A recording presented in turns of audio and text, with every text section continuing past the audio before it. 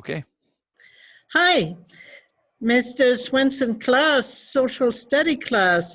We have been asked by your teacher to do a video with Jeff Shaw, our CAO for the town. I am Mayor Kronen, and we're going to try to address different aspects of the jobs that we both do, because they're both important and they're both complementary to each other. So hopefully you learn a few things on municipal government today. So here is what I like to talk about. As the mayor of the town, I'm going to talk about local council. The council of the town is composed of 7 members. We all have been elected, and we were elected in October 2017. So you may want to know, what do you need to do to be able to be elected? Well, first of all, you need to have a love for the town, and you have to desire to volunteer to do that job. Yes, you receive some honoraria, which means a little bit of money to compensate for what you do. But on a whole, it's a lot of time that you give to the citizens to be able to solve issues and problems that the town may have. And you especially deal with budgets. So we have a 4-year mandate, and then we go back to the voters and try to be reelected if that's the desires of the individual councillor. So that should give you an idea. You would say, well, what kind of education do you need? Well, that's another interesting one, because if you look in what we call our Municipal Government Act, MGA, that's the way we refer to it, is a book, gives us all the rules for council. You will see that we do not have to have specific education to become a councillor. But now, since the last election, pretty well, it has become mandatory, more or less, for each community to find a way to educate their councillors regarding good government and regarding finances of a municipality. So that's very important, because this way we're all on the same page and we seem to understand things better. We can conduct meetings a little bit better. So what do we do as council? The MGA, which is a Municipal Government Act, gives us rules. And from those rules, we as council have to set bylaws that are pertinent not to the province, but specifically to our town. And those are the laws that you have to obey in order to live in this town. And then we also establish policies. And the policies is different, is how we do things. So it's a set of guidelines as to how we run government. So as you can now realize, we are pretty well in our 3rd year of council, and next year will be an election year one more time. Is there a time limit to be reelected? No. You can be reelected as many times as you desire if the citizens want you as councillor or as mayor. So in our town, I'm called a mayor and I'm elected by the people. If you compare us with a county, they have a different kind of name for the person that is at the chief elected official. That person on the county is called the Reeve, and he also has councillors, but the Reeve is elected by the councillors, not by the people. So that's the difference. So what do I do as a mayor? I chair meetings. We had tonight a meeting, a regular town council meeting, and I chair that meeting. We have also a role in the community to play as elected officials. We have a policy as to who will communicate the details of what we do to the town people or to the media, and that's myself. And it's not that others cannot offer their opinions, but it's to make things easier for us all, so that we speak with one voice, and it's a voice of unity. So you see, when we make a decision, we all may not have the same idea about a certain problem, how to solve it. And we all come with different solutions. But at the end of the day, we vote, and whatever comes out of the vote is what now is the vote of council. It's no longer the individual vote of councillors. So we rally together on a majority ruling. It's not always easy because your ego might be hurt a little bit, but you have to realize that when we voted for the best solution for our community. That's what we always need to have in mind. And myself, I can possibly influence council, but I do not have any more than one vote. And there is something that we also do as council and myself as mayor. I have to make sure that our chief administration officer, referred to as our CAO, Mr. Jeff Shaw right now, is going to have receive an evaluation on a yearly basis. We want to know that he is following the goals that we give him. And we also want to make sure that he is achieving them and he has goal for himself moving forward. So all that comes into a very comprehensive evaluation, but it's a very useful document for council and for him as our only employee. And of course, then we renegotiate his salary as often as needs to be, which is right now every 3 years. All right, so maybe I should let Mr. Shaw speak. Okay, thank you, Mayor. So hello, everybody. My name's Jeff Shaw, and I'm the Chief Administrative Officer for the town. And like the Mayor said, I'm the one employee of Town Council. And then my job is to manage the rest of the staff. Now, there's more to my job than just that. I'm also the contact with council. So we just had a council meeting tonight, and we're going to talk about that a little bit more in a few minutes. But I have to prepare all the information for councilors so that they can have a good and productive council meeting. Now, I'm responsible to manage the organization, and I'm going to share the screen here so that everyone can see what the organization looks like. And I know I'm looking away from this laptop, but I'm looking at my other monitor. So up here, there's council, and then there's me, and then there's all the departments of the town. And we're broken up into really infrastructure services, which is everything like parks and public works and water and electricity and those things, garbage and recycling, and then corporate services. So most of the things in the offices and the library and development and family services and all that stuff.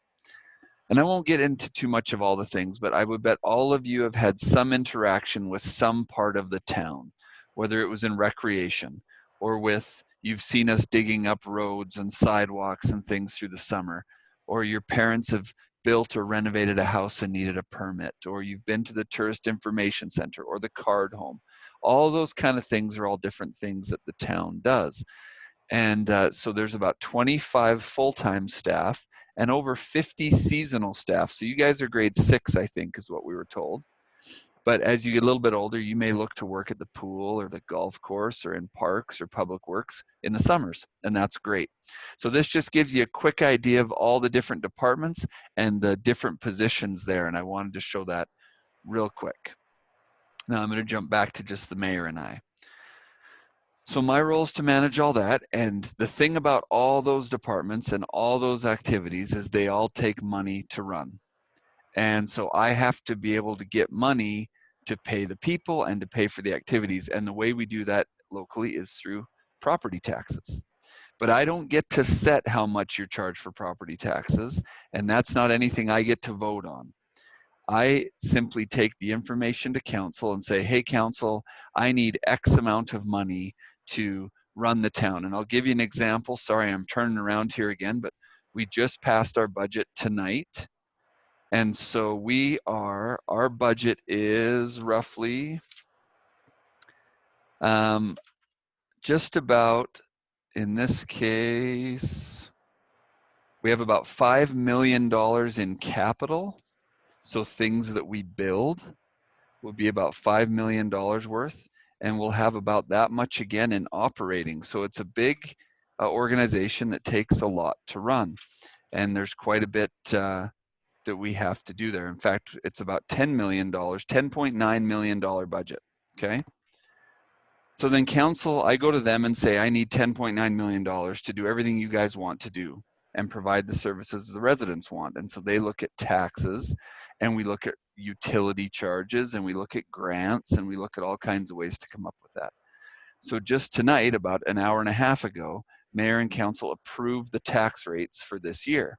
So all of your parents at your homes are going to get a notice that they owe so much in taxes based on the value of the home.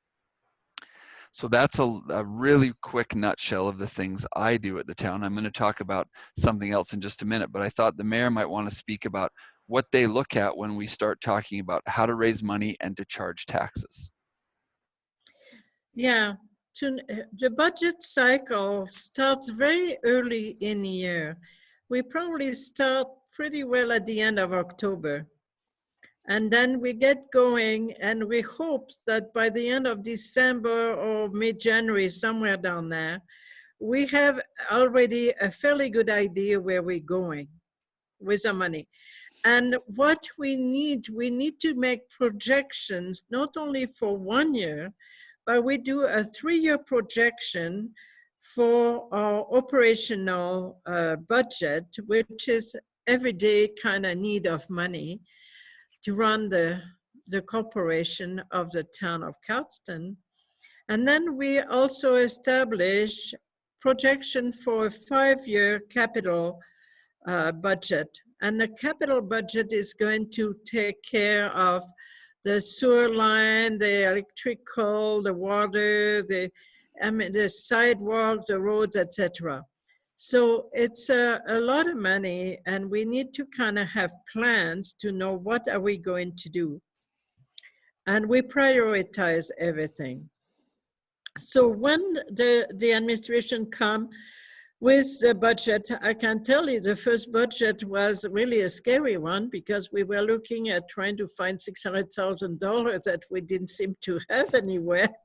And we were thinking, okay, wow, that's quite a hole here. How are we going to handle that hole? And so then what we do, we ask administration to look at all the project and prioritize everything. And to go through all the departments and to have them all prioritize all their desires, what they think they want and what they need. And from there on, they start to slash and cut until we feel comfortable that what we are covering with the money is going to be really the bare necessities. Because this year was tough. The government had cut a lot of the money that comes in form of grants back to the municipalities. And so we had to tighten our belt the same as the province is tightening their belt. So that was not easy. And we found ourselves with new expenses that we did not expect. for example, a town like ours that is less than 5,000 people did not have to pay for RCMP in our town. Well, that has changed. We now have to contribute money towards that. But that was an expense we had not seen coming for this year anyways, but it is there. So now all of a sudden you have to figure out, okay, how are you going to handle that? Are you going to raise taxes? Are you going to reduce services somewhere else to make up the difference? So council has to deal with those important questions, always having the taxpayers in mind, because the last thing that people like is to have more taxes to pay. So we try to be very conservative in our town, and we've done a very good job for the past 7 years, 8 years, I would say. And I mean, it's not always good. This year we have to have a small increase, but on the whole, we are very conservative. So we finally decided that what the administration and the finance department presented to council was really good, and we approved it as a final budget. And then we know that that's what the town needs to operate. And then we also know what the assessment of all the properties in our town is. And from there, we're able to establish what we call a mill rate. So that means for every $1,000 of value of the property that your parents own or that whoever landlord owns, there is so much money that will come back in taxes. So that's a way we can do it. Is there any more, Jeff, that you think we should talk about? No, I think that's good. And one of the things as you learn about different levels of government, you're gonna learn that the province and the national federal government, when they do their budgets, sometimes they have big what's called deficits. So they spend a lot more than they take in. And sometimes there's very important reasons for that. But at the town level, we don't do that. We always have a balanced budget. So we only spend what we take in, and we don't have deficit budgets, it's what it's called. Now, one other thing, and we'll start to wrap up here a little bit, is you may be wondering why the mayor and I are doing this on Zoom and why you're all seeing this at home, because you know we have this pandemic with COVID-19. And one of my other roles is a director of emergency management.